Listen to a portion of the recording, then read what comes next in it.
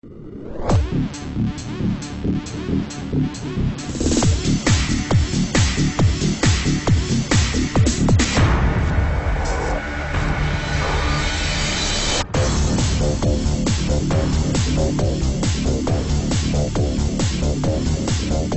le contexte actuel, de nombreuses questions financières se posent aux entreprises.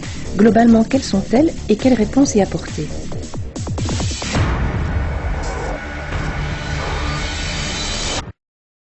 Dans ce contexte de crise et donc même de récession économique, puisque nous sommes entrés en récession depuis le début de cette année, il y a globalement trois types de problèmes qui se posent au niveau de nos entreprises. Premier problème, c'est l'accès au crédit. On sait, et c'est général, que le crédit, même s'il reste accessible, est aujourd'hui plus cher. Les conditions d'octroi sont plus complexes, plus importantes, et les garanties sont plus élevées. C'est un premier problème. Le deuxième problème, ce sont les retards de paiement. C'est assez symptomatique de cette crise, de voir que de plus en plus de maîtres d'ouvrage, de clients, reportent dans le temps les paiements dus aux entreprises.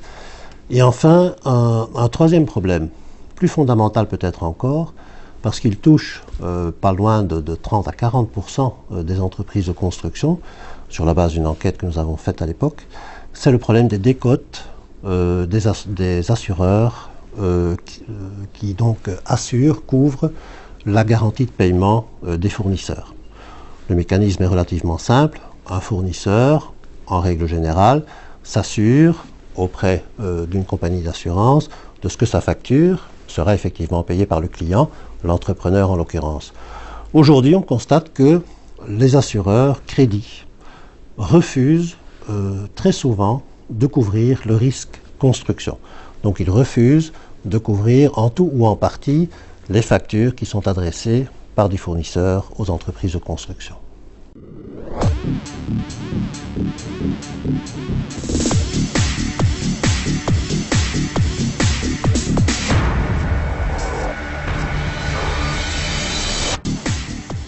Dans le contexte de crise économique actuelle, quelles sont les aides que peut apporter le fonds de participation aux entreprises? Le fonds de participation peut dans ce contexte apporter, nous semble-t-il, trois types d'aides ou trois types de soutien. Premièrement, octroyer du crédit à des conditions avantageuses à des entreprises qui démarrent ou qui se développent. Ensuite, apporter du conseil, de la réflexion, c'est le rôle du CEFIP, le centre de connaissances. Enfin, apporter également un soutien tout à fait particulier à travers la mission de médiateur du crédit, un soutien aux entreprises qui ont vraiment de grandes difficultés à trouver du crédit dans le cadre des activités financières classiques apportées par les banques ou d'autres acteurs similaires. Alors, notre premier métier, effectivement, c'est d'octroyer des crédits avantageux qui sont des crédits d'investissement, soit pour démarrer, soit effectivement pour se développer.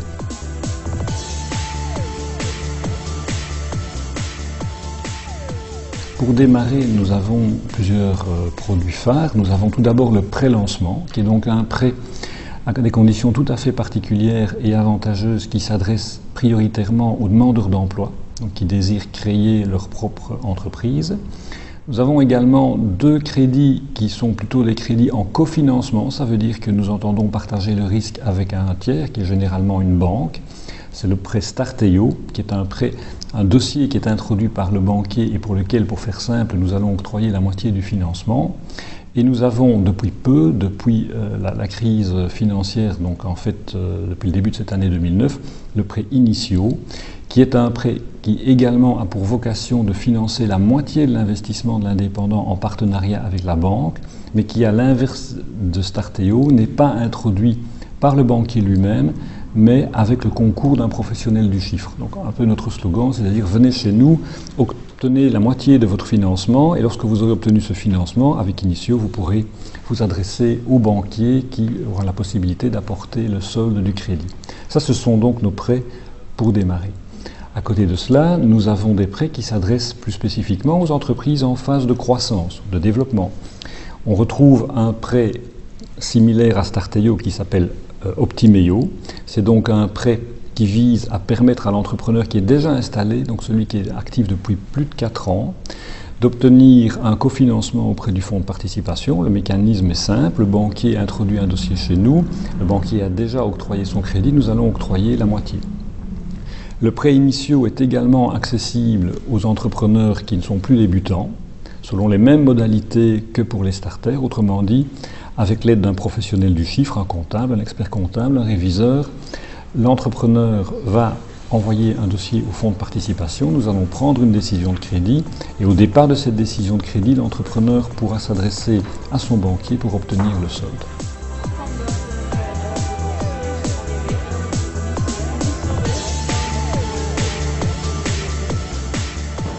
On sait aussi qu'il y a pas mal d'entreprises qui travaillent dans les marchés publics, notamment dans le secteur de la construction. Donc il y a parfois des problèmes pour être payés dans certains délais. Est-ce que vous avez une solution à proposer à ces entreprises qui parfois ont des graves problèmes de trésorerie à cause de ça?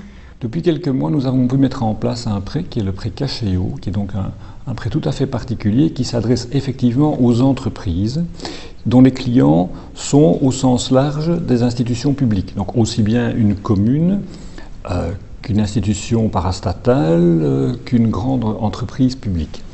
Le principe est très simple. Lorsque le prêt Cachéo est octroyé, donc c'est un montant maximum de 250 000 €, eh bien nous allons avancer 80% des factures qui sont émises sur ces donneurs d'ordre publics. Et cela permet effectivement d'accélérer la circulation de l'argent et donc d'améliorer la liquidité de ces entreprises, car on sait que les pouvoirs publics sont de bons clients, mais que parfois les délais de paiement sont un peu longs, ne fût-ce qu'en raison d'impératifs légaux. Et donc Cachéo vise à apporter une solution à cette problématique, accélérer le paiement des entreprises publiques qui sont donc confrontées, par exemple, à des travaux qu'elles doivent payer. Pour que les entreprises puissent s'y retrouver, il y a un médiateur qui est mis en place. Alors quel est le rôle de ce médiateur au niveau fédéral? Le principe en soi, il est simple, c'est de ne laisser aucune entreprise de côté par rapport à ces difficultés éventuelles liées à la crise financière et économique. Donc, le but, c'est de dire toute entreprise qui a des difficultés pour se financer doit pouvoir trouver un recours à travers le médiateur du crédit. Elles peuvent s'adresser au médiateur du crédit qui est donc logé au sein du CEFIP, le Centre de connaissance du financement des PME, qui est hébergé par le fonds de participation. Le médiateur et ses services vont examiner la demande de l'entreprise, vont examiner la cause de ses problèmes et à partir de là lui apporter des éléments de solution. Soit lui renseigner par exemple l'existence d'organismes publics comme le fonds de participation ou comme les organismes régionaux qui existent bien entendu à Bruxelles, en Flandre et en Wallonie, mais aussi le cas échéant prendre langue avec le banquier pour trouver une solution concrète aux problèmes de financement qui se posent.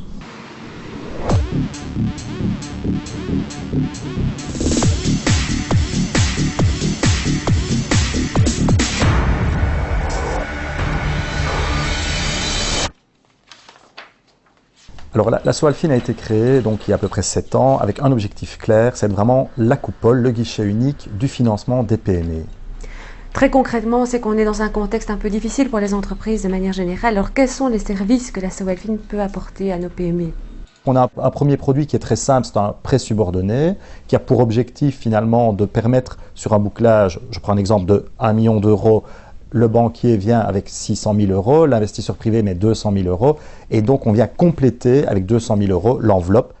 Un deuxième produit, c'est la garantie. Alors ce produit est très intéressant et surtout par les temps qui courent de disette budgétaire, puisque c'est un produit qui va venir finalement garantir une intervention du secteur privé sans devoir générer de cash out de la part de la Soalfin.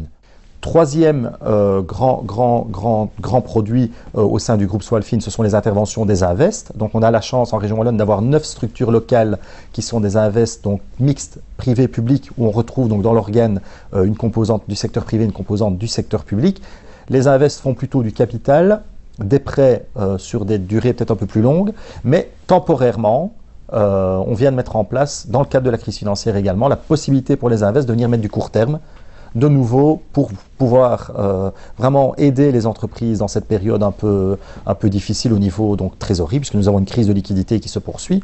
Et il ne faudrait pas aujourd'hui que la reprise qui est en train d'arriver, qu'elle s'amorce, il ne faudrait pas qu'elle soit étouffée par un crédit crunch, tant en investissement qu'en mise à disposition de lignes à court terme. Une autre activité que nous avons développée donc, et qui est en train de voir le jour ces semaines-ci, c'est Novalia. L'objectif, c'est quoi? C'est de permettre aux entreprises qui sont entre guillemets innovantes, de pouvoir bénéficier d'un prêt qui va venir de Novalia, c'est la filiale que nous avons créée au sein de Sowalfin pour gérer une enveloppe de 46 millions d'euros. Et ces 46 millions d'euros, on va les investir dans des projets, toujours avec le secteur privé, on ne va jamais prendre 100%, mais sur base d'une analyse des projets, on va faire un ranking, et sur base de ce ranking, on va faire des prêts. L'avantage, c'est qu'on va permettre, pendant l'année ou les 2 années où cet investissement ne sera pas générateur de cash flow pour l'entreprise en région wallonne, on va permettre, par ce prêt, avec une carence de 2 ans, de ne pas être déstructuré, déstabilisé financièrement pour pouvoir faire les investissements qui s'avèrent nécessaires. La dernière que nous avons mise en place il y a 2 ans et demi à la Sowalfin, c'est SoAccess. Alors on se rend compte qu'on a quand même une grosse activité, parce qu'on a à peu près 25% de notre activité dans la construction, au sens large bien sûr, le parachèvement étant compris. Et donc finalement on se rend compte qu'il y a quand même beaucoup d'entreprises en construction qui à un moment donné sont à la vente, et que d'autres en région wallonne sont là et pourraient très bien, en se rapprochant, former une entreprise plus forte. Ce qu'il nous faut, c'est des patrons forts qui sont capables de prendre une entreprise qui fait 15 millions d'euros de chiffre d'affaires et la rattacher à la leur qui fait peut-être 20 millions d'euros de chiffre d'affaires, de gérer donc une entreprise qui devra faire plus que 35 à l'avenir, puisque bénéficiant des effets de synergie, on doit pouvoir aller chercher des nouvelles commandes et être plus fort. On renforce financièrement la société par Sowalfin et on se retrouve avec une entreprise qui prend à un moment donné une certaine taille, ça a une certaine cohérence. On gère à la fois le problème de transmission d'entreprise en région wallonne, on gère un problème où on permet d'avoir des patrons plus forts à la tête d'entreprise, et finalement la situation s'améliore à terme dans toute l'économie wallonne.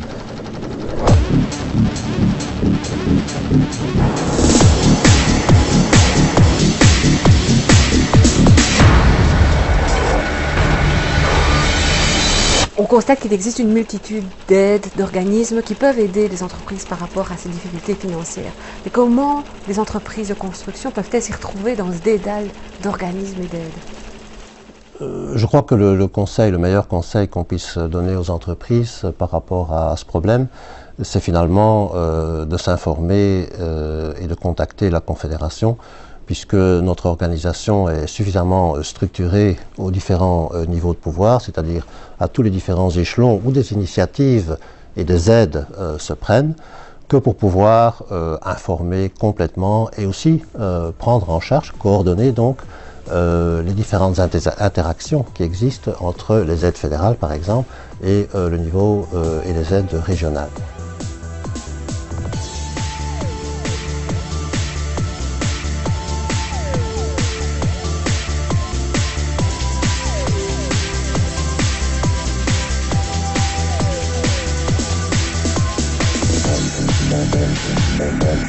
Thank you.